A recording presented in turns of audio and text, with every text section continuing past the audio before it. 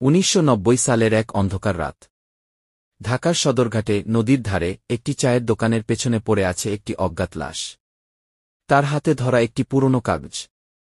তাতে লেখা, কালা জাহাঙ্গীর ফিরেছে। কিন্তু সবাই জানে, কালা জাহাঙ্গীর তো ৮ বছর আগে মারা গিয়েছিল। তাহলে কে এই ছায়ামূর্তি?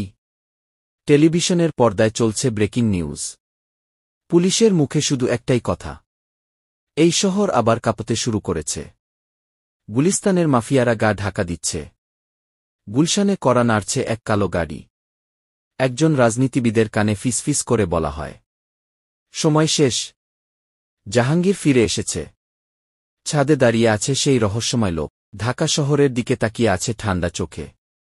সে কি আসলেই কালা জাহাঙ্গীর, নাকি কেউ তার নামে নতুন এক ভয় তৈরি করছে? জানতে চোখ রাখুন বাংলা হাহা ফ্যাক্টরিতে। সাবস্ক্রাইব করতে ভুলবেন না।